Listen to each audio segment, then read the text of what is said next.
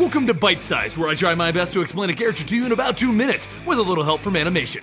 Deadpool is the Merc-with-the-Mouth anti-hero that was first introduced to Marvel Comics in New Mutants number 98 in February 1991. Since then, he took the comic book world by storm with his unique brand of fourth-wall-breaking humor and his desire to irritate every other Marvel character out there. He is a well-known mercenary named Wade Wilson that also has a gorgeous girlfriend and a perfect life. Until it wasn't perfect. He got cancer and decided to break it off with his girlfriend so that she wouldn't have to see him suffer. Like many stories where our heroes get a terminal disease, Wade decided to find a way to cure his own problem. And this led him to Department K, otherwise known as the Superhero Factory, otherwise known as Weapon X. The Canadian government wasn't a fan of calling it Weapon X because it was kind of known for letting a guy who had claws go a little while ago. Taking the healing factor from that lovable unnamed superhero, they tried to put it into Wade, hoping to cure him and make him an unstoppable beast of an assassin. Except that it made him look like he was chewed up by a meat grinder and turned him into the worst looking hamburger ever. This made him a useless undercover assassin and they threw him into a hospice where he was expected to die. Except that he couldn't because of that pesky healing factor. Since he was always on the brink of death, he became capable of seeing Mistress Death, and since he is the only living being that could see and talk to her, she fell in love with him. But eventually his healing factor did kick in, going into overdrive, even regrowing his own heart and starting a very long distance relationship with the love of his life. He took the name Deadpool and went back to the world killing everyone who forced him to suffer. After a series of adventures with X-Force,